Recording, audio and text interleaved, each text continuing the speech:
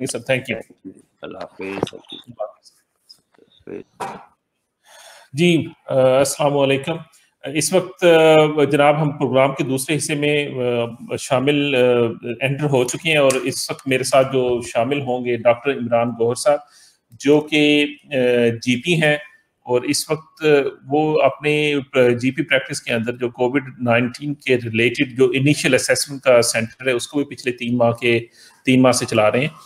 उनको मैं अपने प्रोग्राम में वेलकम करता हूँ। सर, अस्सलाम वालेकुम। अस्सलाम वालेकुम।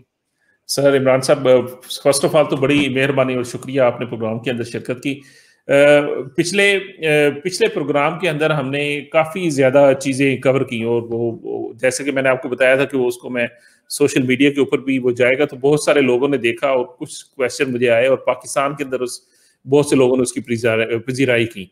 अब जो है ना, वो थोड़ा सा सिचुएशन थोड़ी सी तब्दील होती नज़र भी आ रही है कि पिछले हफ्ते हमारे वो प्राइम मिनिस्टर ऑफ यूके ने एक दवाई का बताया था कि डेक्सामेथासोन, उसके ऊपर थोड़ी सी बात हुई थी कि डेक्सामेथासोन जो है ना वो गेम चेंजर है काफ़ी ज़्यादा। तो उसके ऊपर ज़रा बता दें, क्योंकि मुझे यकीन है कि वो पाकिस्तान के अंदर वो दवाई शुरू हो गई होगी और लोग उसको शुरू भी करेंगे। अनफॉर्चुनेटली वो शायद ब्लैक में महंगी भी बिकना शुरू हो गई हो।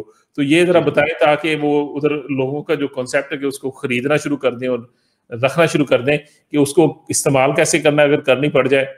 तो इसके ऊपर ज़रा थोड़ी सी नज़र डालें sir. Thank you for inviting me again. बिल्कुल, आप बड़ा अच्छा आपने क्वेश्चन इस वक्त रेज किया है about this dexamethasone. I think जो ये लास्ट वीक जो न्यूज़ लगी थी, I think it's came through BBC. I think उन्होंने एक बड़ी ही वाइब्रेटिंग और एक बड़ी एक्साइटिंग टाइप की हेडलाइंस लगाई थी, जो कि मैं समझता हूँ थोड़ी सी इररिस्पॉन्सिबल थी। उसकी वजह यह है कि हेडलाइंस की जो नीचे जो डिटेल थी वो अक्सर लोगों ने नहीं पढ़ी। और इससे हुआ ये है कि पाकिस्तान, इंडिया और बहुत सारे इस तरह थर्ड वर्ल्ड कंट्रीज़ में जहाँ पे medicines over the counter available हैं, वहाँ पे इस मेडिसिन की एक तो शॉर्टेज हो गई है, और लोगों ने ज़ख़ीरा अंदाज़ी कर ली है और रख ली है, और बहुत से लोग तो इसको इस्तेमाल भी कर रहे हैं। तो इसका जस्ट थोड़ा-सा ये एक नुकसान हुआ है। नाउ बैकग्राउंड क्या है इसका? बैकग्राउंड ये है कि जो रिसर्च आई है उसमें सिर्फ़ ये कहा गया है कि डेक्सामेथासोन, जो कि एक बड़ी स्ट्रॉन्ग स्टेरॉइड है और जो कि हमारे बहुत सारी चीज़ों में यूज़ होती है। इवन पैलिएटिव पेशेंट, यानी जो लोग बहुत सीरियसली इल होते हैं या मौत के बहुत करीब होते हैं, तो उनके ट्रीटमेंट के लिए बहुत सारी चीज़ों के लिए यूज़ होती है। तो ये बेइंतहा इसके बहुत सारे यूसेजेज़ हैं।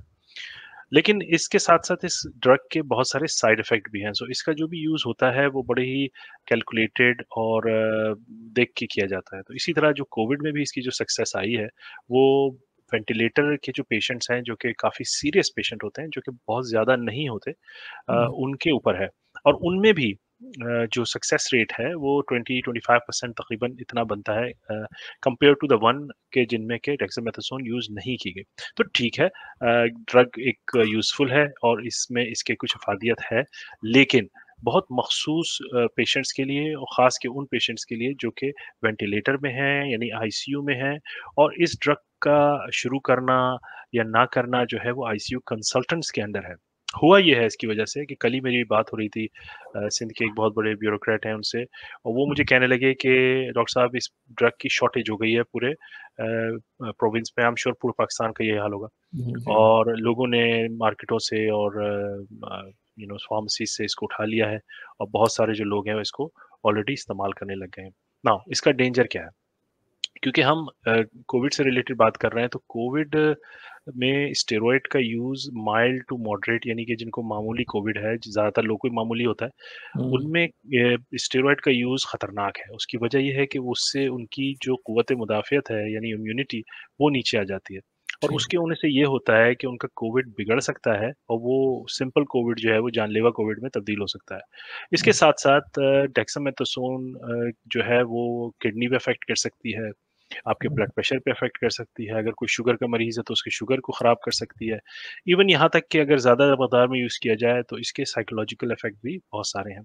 तो एक बहुत ही मुफ़ीद और बट इट्स पोटेंट ड्रग, बहुत स्ट्रॉन्ग ड्रग, उसका जो है यूसेज जो है वो लोगों के अपने हाथों में दे दिया गया है थोड़ा-सा फ़ॉल्स प्रिटेंस में, जो कि मैं समझता हूँ काफ़ी अलार्मिंग है और डेंजरस है, और लोगों को मैं तो बहुत डिस्करेज कर रहा हूँ एक्चुअली कि इस तरह ना लें प्लीज़। लेकिन ज़ाहिर है जिन कंट्रीज़ में medication over the counter available है, उन्होंने तो सिर्फ हेडलाइन पढ़ी है, पूरी डिटेल तो पढ़ने की ज़रूरत नहीं महसूस की और उसको इस्तेमाल करना शुरू कर दिया है, जो कि काफ़ी अलार्मिंग है।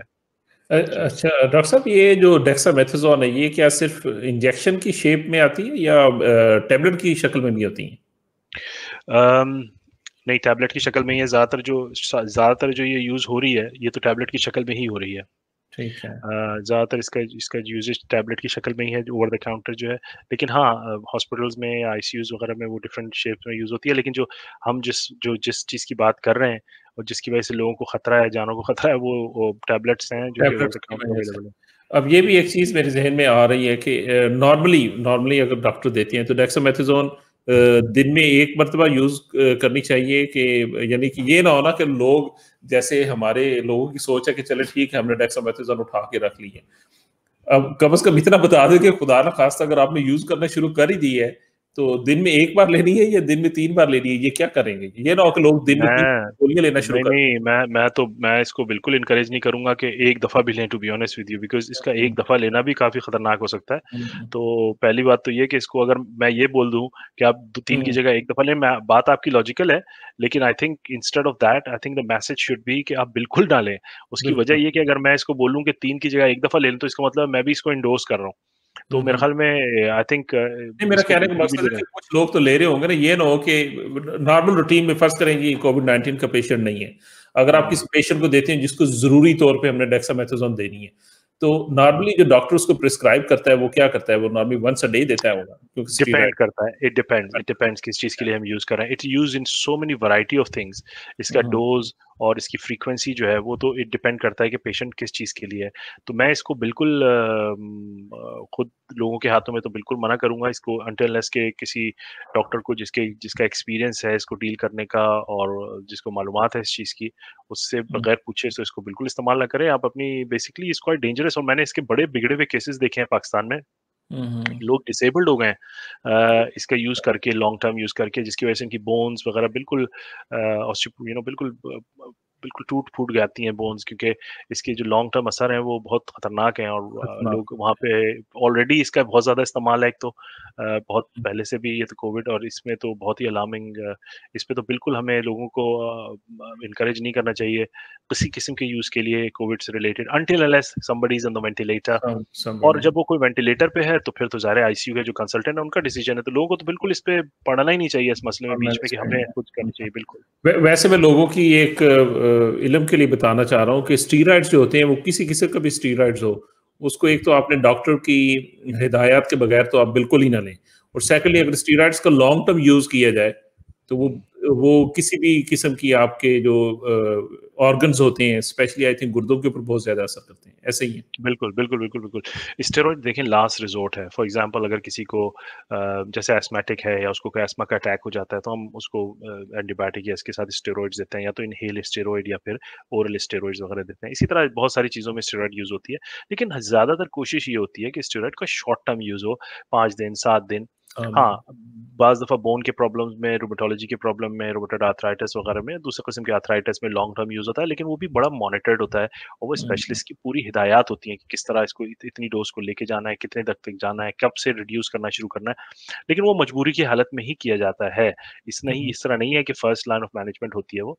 वो बिल्कुल मजबूरी में की पास बहुत यूज़फुल मेडिकेशन है ऑब्वियसली, लेकिन बहुत ही केयरफुल होके यूज़ करना है। एक यानी आम कि आदमी को तो बिल्कुल नहीं डेक्सामेथासोन लेना। विदाउट विदाउट डॉक्टर मॉनिटरिंग नहीं देनी चाहिए, क्योंकि जो एब्सोल्युटली, डेक्सामेथासोन की एक सर्टेन क्वांटिटी दी जाती है, फिर इसको फौरी तौर पे बंद भी नहीं किया जाता। इसको बिल्कुल, रिड्यूस किया जाता है इसके यूज़ को। बिल्कुल, रिड्यूस बिल्कुल, करके बिल्कुल। इसको मिनिमम लेकर 0 किया जाता है। जी। बिल्कुल, बिल्कुल, किसी भी शख़्स को इस वक़्त मैं तो कहूँगा कि बिल्कुल, बिल्कुल इसको ना यूज़ करें और हुँ, दूसरे लोगों को भी डिस्करेज करें इसके यूसेज से और इस बहस में ना पड़ें कि डोज़ क्या है और कितने दिन है और क्या है और हुँ, अगर कोई शख़्स आईसीयू में नहीं है, एक हुँ, आम आदमी के लिए कोई ज़रूरत नहीं है डेक्सामेथासोन के झगड़े में पड़े, उसको लीव इट अलोन।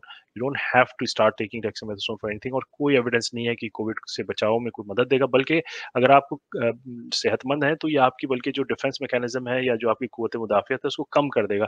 सो ये आप अपने आप को फ़ायदा नहीं बल्कि आप अपने हाथों से हुँ। अपने आप को नुकसान पहुँचाएँगे। नुकसान पहुँचाएँगे। चलिए, ये तो सर क्लियर हो गया। इंशाल्लाह ताला हमारे जो लिसनर्स हैं पाकिस्तान के अंदर भी, वो भी इस चीज़ को देखेंगे और इसके ऊपर अमल करना शुरू करेंगे, क्योंकि इस वक़्त जो सिचुएशन चल रही है, वो जो चीज़ लोगों के अंदर एक खौफ बहुत ज्यादा क्रिएट हो गया। इस खौफ के ऊपर भी बात करेंगे कि इस खौफ से कैसे निजात दिलाई जाए अपने आप को। आपको इस प्रोग्राम में आने से पहले एक मैंने ऑडियो मैसेज स्पेशली वो आपको मैंने भेजा, मैंने किसी और को नहीं भेजा वो मैंने कहा पहले आपको बताओ, ये ना हो कि लोग उसको इस्तेमाल करना शुरू कर दें कि वो डॉक्टर साहब जो सऊदी अरब के अंदर है वो बता रहे हैं कि लंग्स के अंदर एक म्यूकस होता है और उस म्यूकस का काम होता है कि वो जरासीम को रिपेल करता है आपके फेफड़ों के अंदर से, जैसे वो आपने पूरी सुनी होगी। और उस म्यूकस का जो होना है वो फोलिक एसिड के जो गोलियां होती हैं, फोलिक एसिड की टैबलेट्स, वो अगर आप इस्तेमाल कर रहे हो तो वो इस जो है ना इस म्यूकस को अच्छा हेल्दी बना देते हैं। और वो सजेस्ट कर रहे हैं कि अगर तो आपके अंदर जो फोलिक एसिड का लेवल लो है तो आप वो टैबलेट्स इस्तेमाल करना शुरू कर दें during this corona virus time, so that कि आपका इम्यूनिटी लेवल और वो जो उस कोरोना वायरस की जरासीम को मुदाफित करने का एक स्ट्रेंथ है वो बढ़ जाए आपके फेफड़ों के अंदर। तो ये क्या बात दुरुस्त है? पहली बात तो मैं थोड़ी सी, एक तो मुझे नाम नहीं पता उनका, लेकिन इस तरह के बहुत सारे लोग जो हैं वो सोशल मीडिया पे आके बोल रहे हैं कि हमने रिसर्च किया। पहली बात तो कि रिसर्च में हम तो होता ही नहीं है कि एक आदमी या एक शख्स जो है खुद रिसर्च करता है। अगर कोई भी इंस्टीट्यूट या कोई भी अच्छी ऑर्गेनाइजेशन रिसर्च करती है, उसका बहुत लंबा मैकेनिज्म होता है और उसमें एक आदमी इन्वॉल्व नहीं होता, बहुत सारे लोग इन्वॉल्व होते हैं। उसका एक प्रोटोकॉल प्रोसीजर होता है और वो बड़ा लंबा टाइम लेती है to come to a conclusion. तो आई थिंक लोगों को बहुत अलर्ट रहने का है कि अगर कभी कोई शख्स जो वीडियोस में डाले कि मैंने रिसर्च किया, तो मैं तो होती नहीं है रिसर्च में। रिसर्च तो सब लोग काफ़ी एक कोई ना कोई ऑर्गेनाइजेशन करती है। तो आई थिंक सो पहले तो मैसेज ये है। Coming back to your thing, जो फॉलिक एसिड की बात है, उन्होंने असल में अपनी वीडियो में पैथोफिजियोलॉजी बताई है, एक हाउ द लंग फंक्शन, और उसमें बहुत सारी चीज़ें जो हैं उसके फंक्शन को बेहतर बनाने में अपना किरदार अदा करती हैं। इसी तरह बेसिकली वो वीडियो उसमें उसमें इस उसका कोविड से तो कोई ताल्लुक नहीं है कि आप फॉलिक एसिड लें। आपकी वैसे ही हेल्दी डाइट होनी चाहिए, मल्टीविटामिन्स लेना या लेना, ये तो हम शुरू से कह रहे हैं कि अगर लें कोई ऐसा इशू नहीं है। बट नहीं, ये कोई एविडेंस नहीं है कि फॉलिक एसिड लेने से आपकी कोई प्रिवेंशन हो जाएगी कोविड की या नहीं होगी। हाँ, ऑब्वियसली जो जिस्म में अल्लाह ने जो भी चीज़ें निज़ाम बनाया है, उसमें हर चीज़ की एक अफ़ादियत है। हम जैसे खाना खाते हैं या हम जो भी चीज़ें लेते हैं, एक मल्टीविटामिन्स है, उसका सबका अपना एक रोल है कि it works as a catalyst in different reactions in our body and they are all useful. So लोगों को बहुत अलर्ट रहने का है, कोई एविडेंस नहीं है। और खुदारा जो लोग आके बोलते हैं कि मैंने रिसर्च की है, तो उसको तो आप वैसे ही बंद कर दें, क्योंकि मैं रिसर्च तो हो ही नहीं सकती। जी। अच्छा, इसके रिलेटेड एक और क्वेश्चन आ रहा है। जैसे अभी आपने मल्टीविटामिन्स का कहा है, तो मैं वैसे 1000 यूनिट है वो एक विटामिन डी, जी। वो इस्तेमाल करता हूँ रूटीन के अंदर। मैं रूटीन की गोली लेता हूँ क्योंकि यूके के अंदर आपको पता है कि लोगों के विटामिन डी लेवल लो होते हैं। तो क्या इससे भी फायदा होता है कि बंदा अगर रूटीन में ये विटामिन डी जो है इसको यूज करना शुरू करे? देखिए, विटामिन डी तो एशियन पॉपुलेशन में वैसे ही बहुत कम है। इवन यूके में तो बिल्कुल ज़्यादा, इसलिए क्योंकि ज़ाहिर है सन के कम होने की वजह से। आप लेते हैं, मैं खुद लेता हूँ, बल्कि बहुत ज़्यादातर एशियंस जो हैं वो लेते हैं आजकल, और लेने भी चाहिए। तो उसका तो कोई नुकसान नहीं है, बल्कि फ़ायदा ही है। लेकिन अगेन इसको फिर कोविड से मिलाना नहीं चाहिए। It's generally for your body aches and pains and because यहाँ सन कम होता है और इसकी वजह से विटामिन डी की कमी है। और ज़ाहिर है जिसकी भी विटामिन की कमी होगी तो उसके कुछ असरात बॉडी पे होते हैं, meaning x and pains, mostly in case of vitamin D deficiency. Asians में बहुत ज़्यादा कॉमन है, तो अगर आप ले रहे हैं तो इसका कोई नुकसान नहीं है। अगेन फिर वही है कि एडवाइस है कि डाइट भी अच्छी रखें। साथ में अगर विटामिन डी ले रहे हैं, अगर आपको कमी पहले आई है तो लेते रहें। इसका भी एक प्रोटोकॉल है पूरा विटामिन डी डिफिशिएंसी को ट्रीट करने का भी। अगर बहुत ज़्यादा अगर आपको फील हो रहा है तो ब्लड टेस्ट ज़रूर करा लें, क्योंकि सो इसका थोड़ा सा एक डिफरेंट प्रोटोकॉल है। जी चलिए, ठीक है। इसके बाद डॉक्टर साहब, एक जो पिछले दिनों शायद मैंने एक वाकया भी शेयर किया था कि हमारे जानने वाले शेख साहब दोस्त हैं, उनके पड़ोस में एक बच्ची जो कि जॉब सेंटर के अंदर काम भी करती थी, उसके 3 बच्चियां भी हैं।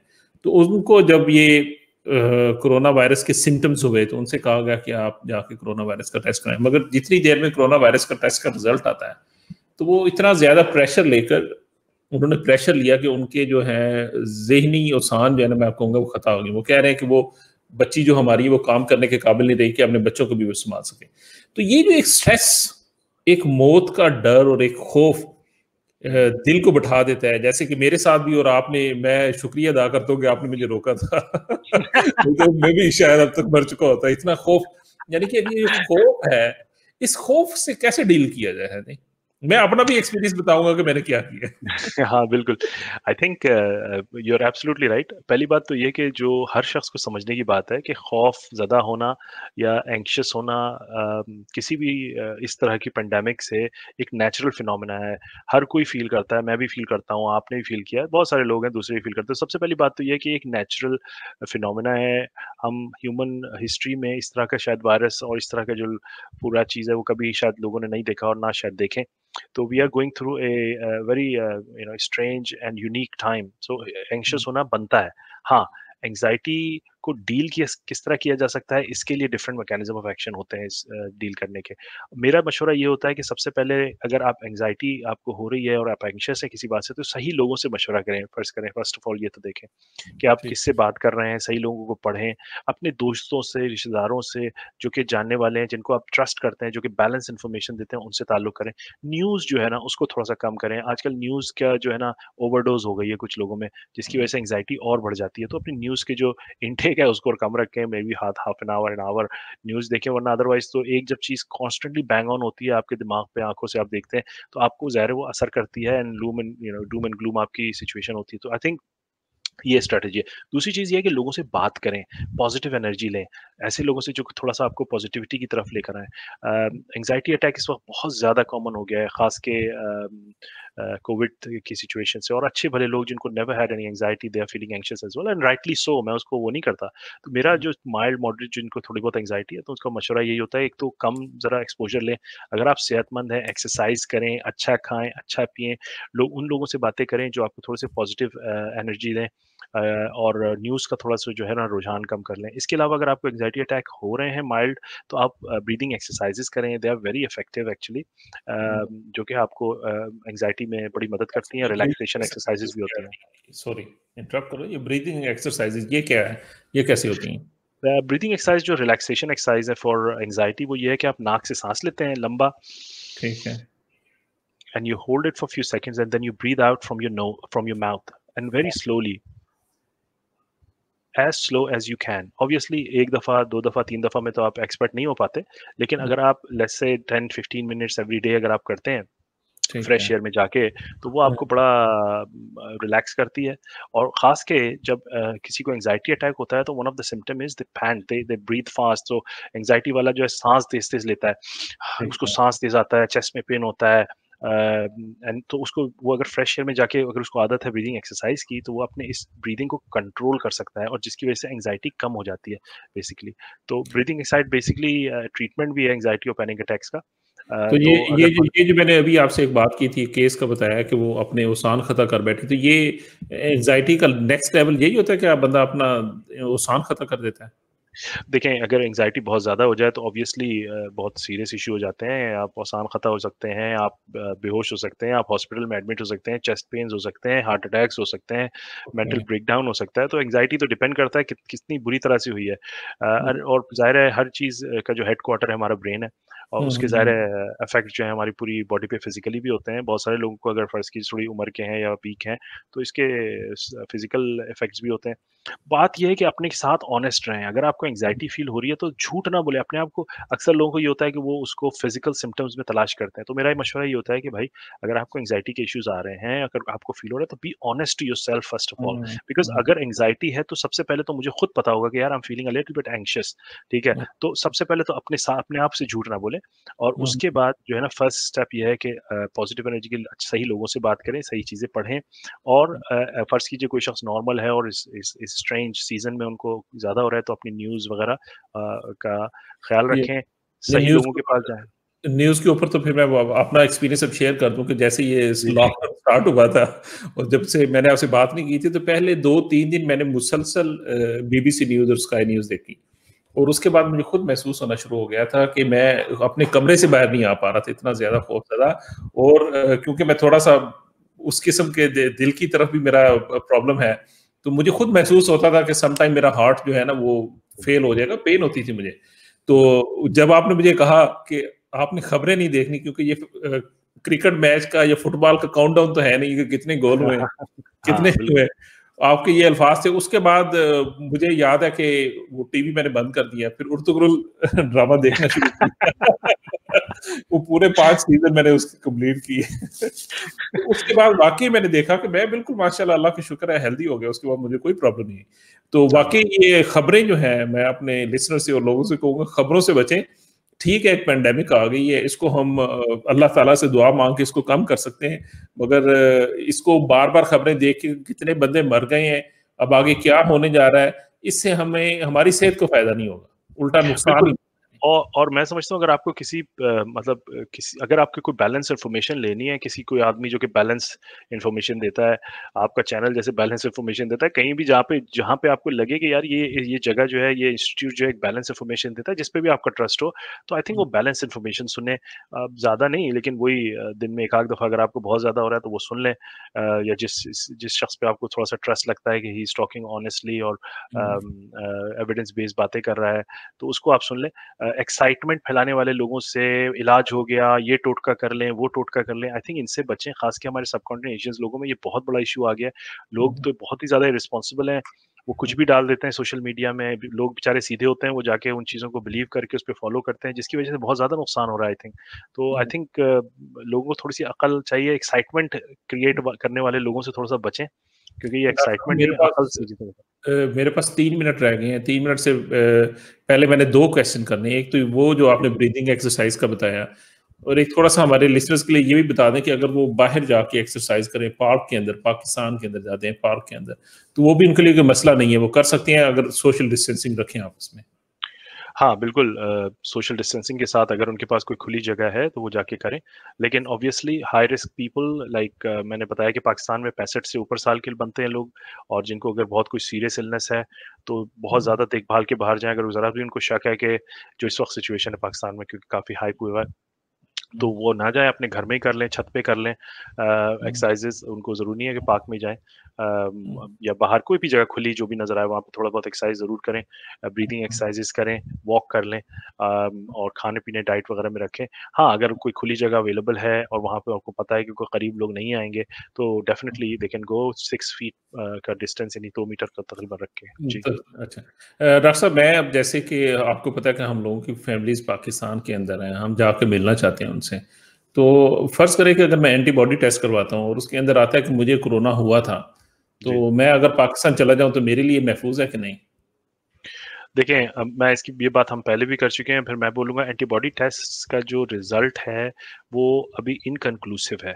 मैं सिर्फ़ ठीक है। आपको on the basis of other illnesses ही बता सकता हूँ कि अगर आपको एंटीबॉडी डेवलप हो जाती है, इसका मतलब वो डिफेंस मैकेनिज़्म आपके अंदर थोड़ा बहुत आ गया है अगेंस्ट द ठीक डिज़ीज़। है, तो ठीक है। keeping in mind the historical diseases and stuff, then yes, there must be some immunity. Now question is corona में कि how long is the immunity for, number one, क्योंकि अभी बहुत नई डिजीज है, तो फर्ज कीजिए आपके अंदर इम्यूनिटी है, लेकिन कितने दिन की है हमें नहीं पता, 3 महीने है, ठीक 6 महीने है, साल है, तो अभी टाइम लगेगा, क्योंकि नई डिजीज है तो इसमें कोई भी कुछ नहीं कह सकता। तो आई है। Hope it's a life long immunity, but कोई भी चीज़ नहीं कहते, क्योंकि बाज़ बीमारियाँ ऐसी होती हैं जिनकी कि थोड़े छोटे अरसे के लिए इम्यूनिटी क्रिएट होती है, फिर वो खत्म हो जाती है। तो कोरोना में भी that is a challenging part actually right now, and I think time can only answer that question कि इम्यूनिटी कितने दिन तक रहती है और किस कदर रहती है। तो यस, हिस्टोरिकली पर्सपेक्टिव में तो हम कह सकते हैं कि yes you should have some immunity, but how long, 3 months, 6 months, 12 months, who knows. ये तो टाइम के साथ ही पता चलेगा जब मोर रिसर्च अब होगी आगे इसमें। इसके रिलेटेड ही अगला क्वेश्चन है जो हमारे पास बड़ा थोड़ा टाइम है कि क्या ये अब यूके के अंदर वाइडली अवेलेबल है, और क्या जीपीज हमें रिकमेंड कर सकते हैं कि आप करवा लें ये टेस्ट? मुख्तलिफ इलाकों में मुख्तलिफ टाइम पे हो रही है, और जैसे कि हमारे इलाके में अभी 29 तारीख से 29 से स्टार्ट हो रही है for the health care workers. ठीक बट है। मुख्तलिफ इलाकों में मुख्तलिफ टाइम पे हो रही है। I think health care workers की पहले होगी, उसके बाद फिर जाके दूसरे लोगों की होगी। प्राइवेटली लोग भी अक्सर करा रहे हैं, ठीक तो है। प्राइवेटली तो आप किसी को भी करा सकते हैं, लेकिन जो मुख्तलिफ इलाकों में मुख्तलिफ टाइम पे, लेकिन NHS वर्कर्स की पहले होगी, जो हेल्थ केयर वर्कर्स हैं उनकी पहले होगी। खैरी होगी। चलिए सर, थैंक यू प्रोग्राम में शिरकत करने का। इंशाल्लाह ताला आज ये मैं फिर कहूँगा आपका जो जितना भी प्रोग्राम है वो सदका जारी है, और जो इसको सुनेगा और आगे फैलाएगा ये उसके लिए भी सदका जारी है, ताकि लोगों को राइट इन्फॉर्मेशन इस वक्त मिले। आपका सर प्रोग्राम में शिरकत करने का शुक्रिया sir, thank you. Thank you very much. अल्लाह हाफ़िज़। For my listeners, inshallah ta'ala, next week we will come again. Again मैं फिर कोरोना वायरस के टॉपिक के साथ लाजमी आऊँगा, क्योंकि इस वक्त हमारे पाकिस्तान के अंदर बहुत ज़्यादा इसकी हाइप है, बहुत ज़्यादा कोरोना वायरस फैल चुका है। तो इसके ऊपर डेफिनेटली हम बात करेंगे, और उसके साथ के साथ जो भी नई डेवलपमेंट होगी तो इंशाअल्लाह ताला उसके ऊपर भी डिस्कस होंगे। टिल नेक्स्ट वीक, अस्सलामु अलैकुम।